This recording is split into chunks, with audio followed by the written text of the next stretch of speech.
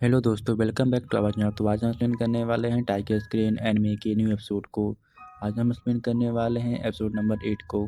तो हम इस एपिसोड के स्टार्टिंग में ग्रैंड मास्टर और क्वीन मे को वेपन के फॉरबिडन प्लेस में देखते हैं, जहां पर ग्रैंड मास्टर और फेरी क्वीन मे होते हैं। जहां पर ग्रैंड मास्टर कहने लगते हैं, बहुत वक्त के बाद में मैं यहाँ पे आ रहा हूँ और ठीक है, मैं उसके पास में जा रहा हूँ। और इतना बोलने के बाद हम देखते हैं कि ग्रैंड मास्टर वहाँ पे नीचे की तरफ जाने लगते हैं। इसके बाद ग्रैंड मास्टर की दोस्त फेरी क्वीन में अपने पंख को निकालते हुए कहती है कि मैं भी आ रही हूँ, मैं भी उसे देखना चाहती हूँ। और चलो देखते हैं कि पहले उसके पास में कौन पहुँचता है। और फिर हम देखते हैं कि वो लोग वहाँ पे बहुत ज़्यादा ही नीचे और डीप हिस्से में जाने लगते हैं। और फिर हम वहाँ पे देखते हैं कि बेन के जैसे दिखने वाली चीज़ को बहुत ज़्यादा ही जंजीरों से बांधा गया था। जिसके बाद ग्रैंड मास्टर कहने लगता है कि बहुत टाइम के बाद में मैं जाके यहाँ पे आ रहा हूँ और मैं ये सोचा नहीं था कि इसका हालत ऐसा हो गया होगा और ये अभी तक यहाँ पे ऐसे ही कैद होगा। और फिर वो कहता है कि अगर इसे यहाँ पे ह्यूमन फॉर्म मिल गया तो अच्छा ही होगा। जिसके बाद ग्रैंड मास्टर फेरी लेडी क्वीन से कहता है कि फेरी लेडी क्वीन तुम इसे बाहर निकालो। जिसके बाद हम देखते हैं कि फेरी क्वीन अपने बालों को लहराते हुए उस ब्रेन जैसे दिखने वाली चीज़ के ऊपर पंच का अटैक कर रही थी। और फिर हम देखते हैं कि वो ब्रेन के जैसे दिखने वाला चीज़ उनके ऊपर अटैक कर रहा था, बट ग्रैंड मास्टर वहाँ पे उन सारे अटैक को रोक देता है। जिसके बाद हम देखते हैं कि फेरी लेडी क्वीन अपने बालों का यूज करके एक जाइंट हैंड बनाती है और उससे उसके ऊपर अटैक करके उसके अंदर जो कुछ भी था उसे बाहर निकाल देती है। जिसके बाद ग्रैंड मास्टर कहने लगता है कि फाइनली ये बाहर आ ही गया। और फिर हम देखते हैं कि फेरी लेडी क्वीन में कि उस स्पिरिचुअल यानी कि बालों से बने हैंड में कुछ चमक रहा था। और फिर यहाँ से सीन शिफ्ट हो जाता है और हम देखते हैं कि हुजी साउथ जुआन के हाथों में था और वो वहाँ पे फेरी लेडी क्वीन में के पैलेस में आया होता है। और वो कहने लगता है कि फेरी आप कहाँ पे हो, जल्दी से यहाँ पे आओ। और फिर हम देखते हैं कि साउथ जुआन वहाँ पे काम कर रहे सर्वेंट से ये बातें पूछने लगता है और कहता है कि आखिरकार फेरी लेडी कहाँ पे चली गई। जिसके बाद हम देखने लगते हैं कि वो सर्वेंट कहने लगती है कि मुझे नहीं पता, मुझे इसके लिए माफ़ कर दीजिएगा और वो कहाँ पे गई मुझे ये सब नहीं पता है। और फिर हम देखते हैं कि क्वीन वहाँ पे बहुत ज़्यादा इमोशनल होकर गुस्सा हो रहा था।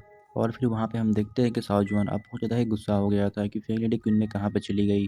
और फिर जिसके बाद हम देखते हैं कि वहाँ पे एक वही होस्ट आ जाता है और फिर वो कहने लगता है कि मैंने सोचा नहीं था कि साउथ जुआन जो कि यहाँ बहुत ज़्यादा जेंटल है वो ऐसे बर्ताव करेंगे। इसे देखकर साउथ जुआन गुस्सा होते हुए कहता है कि आप यहाँ पे हैं तो जल्दी से फेरी लेडी क्वीन को यहाँ बुलाइए, क्योंकि मुझे यहाँ पे इसे क्योर करना है। और फिर अब हम देखते हैं कि वहाँ पे होस्ट कहने लगता है कि यहाँ पे फेरी लेडी क्वीन में ग्रैंड मास्टर के साथ में है ना। जिसकी बातों को सुनकर दूसरी तरफ क्वीन कहने लगता है कि मैं ग्रैंड मास्टर को भी समझ नहीं कर पा रहा हूँ। अब यहाँ पे साउथ जुआन की बातों को सुनकर वो होस्ट कहने लगता है, इसका मतलब है कि वो लोग यहाँ पे किसी स्पेशल जगह पे होंगे जहाँ से हम किसी को सामान्य बुला नहीं सकते। और फिर हम देखते हैं कि वो यहाँ पे हुजी की हालत को देखता है, जिसको देखते हुए होस्ट कहने लगता है कि तुम यहाँ पे चिंता ना करो, मैं यहाँ पे फेरी से कांटेक्ट करने की कोशिश करता हूँ। और वहीं दूसरी तरफ हम सियाओ टोंग के फादर को देखते हैं, जो कहने लगते हैं कि सियाओ टोंग तुम कहाँ पे चली गई। और वहाँ पे हम देखते हैं कि सियाओ टोंग आगे की तरफ बढ़ रही थी और कहने लगती है कि फादर का स्पीकर 1 माइल दूर के टारगेट पे भी अटैक कर सकता है और उसको तो यहाँ पे हिट भी हुआ था। और वो इतना ज़्यादा ब्लड देख के शॉक हो जाती है और कहती है कि आखिरकार वो कहाँ पे चला गया होगा।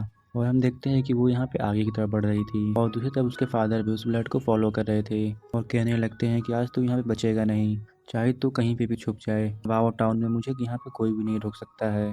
और दूसरी तरफ हम फेरी लेडी क्वीन को देखते हैं, जो यहाँ पे उस एनर्जी को पूरी तरीके से एब्जॉर्ब करने लगती है, जिसे देखकर ग्रैंड मास्टर कहने लगता है कि मैंने इसे अच्छे तरीके से नहीं देखा था। जिसको देखकर वहाँ पे फेरी लेडी क्वीन कहने लगती है कि तुम बिल्कुल चुप हो जाओ, तुम मुझे डिस्टर्ब कर रहे हो और तुम चुपचाप मुझे देखो। और फिर हम वहाँ पे हम देखते हैं कि ये लेडी क्वीन अपने पावर का यूज करते हुए हवा में ऊपर उठ जाती है। और फिर हम देखते हैं कि वहाँ पर फेरी लेडी क्वीन को उस होस्ट की आवाज़ आने लगती है, जिसकी आवाज़ों को सुनकर फेरी लेडी क्वीन अपने कॉन्शियसनेस में चली जाती है, जहाँ पे वो कहने लगती है कि मैंने तुमसे कहा था ना कि मुझे तुम डिस्टर्ब ना करो। तभी वो होस्ट कहने लगता है कि फेरी क्वीन में यहाँ पे हुची मर रहा है। उसकी बातों को सुनकर वहाँ पे ग्रैंड मास्टर कहने लगता है कि आखिरकार वहाँ पे क्या हुआ था। जिसके बाद फेरी लेडी क्वीन कहने लगती है कि तुम्हारे साथ जो लड़का था वो यहाँ पे मरने की कतार में आ चुका है।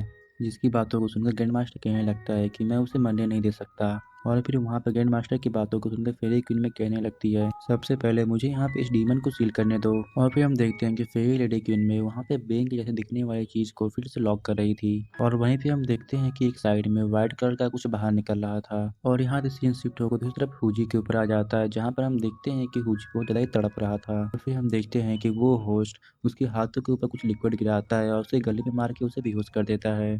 और वो कहने लगता है कि इसका बिल्डिंग अब यहाँ पे स्टॉप हो गया है और कुछ टाइम के लिए इसे यहाँ पे सोने दो। और फिर तभी वहाँ पे फेरी लेडी क्वीन में आते हुए कहने लगती है कि तुमने यहाँ पे ये क्या कर दिया, पर तुम चिंता ना करो, यहाँ पे न्यू मैजिकल वेपन जरूर इसे बचा लेगा। और दूसरी तरफ ग्रैंड मास्टर पे गुस्सा होने लगते हैं और हम देखते हैं कि फेरी लेडी क्वीन में कहने लगती है तुम लोग यहाँ से बाहर जाओ। और फिर हम देखते हैं कि वहाँ पे साओ जुआन वहाँ से बाहर आके हॉल में बैठ जाता है। और फिर दूसरी तरफ हम सियाओ टोंग को देखते हैं जो कि सारे गार्ड से बचते हुए मेन हॉल में पहुंच जाती है और वो वहाँ पे कहने लगती है साओ जुआन से कि वो कैसा है। और फिर हम देखते हैं कि साओ जुआन वहाँ पे सारे गार्ड्स को बाहर जाने के लिए बोलता है। और फिर हम देखते हैं कि वहाँ पे साओ जुआन बोलता है कि हुजी का एक हाथ कट चुका है और वो अब यहाँ पे मरने की कगार में है। और फिर उसकी बातों को सुनकर सियाओ टोंग कहने लगती है क्या मैं यहाँ पे कुछ कर सकती हूँ। और फिर वो इसके बदले में कहने लगता है कि तुम्हें इसके लिए सफर करना पड़ेगा। और फिर हम देखते हैं कि वहाँ पे सियाओ टोंग के फादर आ जाते हैं और फिर वो गुस्से में वहाँ पे साओ जुआन के ऊपर अटैक कर देते हैं। और फिर हम देखते हैं कि साओ जुआन भी वहाँ पे उसके अटैक से बच गया था। सियाओ टोंग के फादर ने साओ जुआन के गले को पकड़ के नीचे पटक दिया था, बट हम देखते हैं कि साओ जुआन वहाँ पे बच गया था। और फिर जिसे देखकर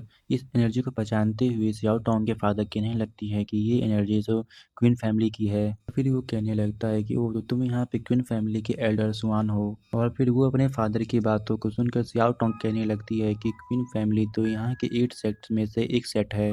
फिर वहाँ पे इसका एल्डर स्वान जो कि 8 सेट में से सबसे टॉप पे जीनियर सेट में से एक डिसाइपल है। और फिर हम देखते हैं कि साओजुआन वहाँ पे कहने लगता है कि यहाँ कुछ गलत फहमी हो गई है। और फिर हम देखते हैं कि यहाँ पे सियाओ टोंग के फादर कहने लगती हैं कि मैं तुम्हें फ्रेज नहीं कर रहा। और फिर हम देखते हैं कि सियाओ टोंग के फादर की नज़र वहाँ उस स्पीयर पे पड़ती है जो कि ब्रेक हुआ था। और फिर जिसे देखकर सियाओ टोंग के फादर कहने लगते हैं कि तुमने यहाँ पे इस स्पीयर को ब्रेक कैसे कर दिया और तुम यहाँ पे क्वीन मैंग सेट के टॉप डिसाइपल में से एक डिसाइपल हो, तो मतलब ये नहीं कि तुम यहाँ पे कुछ भी करो। वहीं दूसरी तरफ सियाओ टोंग अपने फादर को समझाने की कोशिश करने लगती है, बट हम देखते हैं कि उसके फादर नहीं सुनते और वो साओ जुआन के ऊपर अटैक करने के लिए चले गए थे अपने स्पीयर को लेके। बट हम देखते हैं कि वहाँ पे उसके अटैक को सियाओ टोंग रोक लेती है और वहाँ पे वो कहने लगती है कि फादर स्पीयर को मैंने ही ब्रेक किया था जब मैं यहाँ पे फूजी से हार गई और यहाँ पे उनकी गलती नहीं, ये मेरी गलती है, मुझे माफ कर दीजिए फादर, और आप अगर ऐसे इनोसेंट पीपल को मत मारिए। और फिर सियाओ टोंग के फादर गुस्से में आके सियाओ टोंग को एक लात मार के दूर फेंक देते हैं। और फिर उसके फादर वहाँ पे गुस्सा होते हुए कहते हैं कि तुमने यहाँ पे जाओ फैमिली के रेपुटेशन को पूरी तरीके से ब्रेक कर दिया है। अब अपने फादर की बातों को सुनकर दूसरी तरफ सियाओ टोंग रोते हुए कहने लगती है कि आपने बिल्कुल ठीक कहा, सारी गलती मेरी है, मैं तो बस यहाँ पे छुप के मार्शल आर्ट को प्रैक्टिस कर रही थी ताकि हम यहाँ पे अपने जाओ फैमिली को आगे लेके जा सकें और यहाँ पे मैं इसकी इनहेरिटेंस को आगे लेके जा सकूं।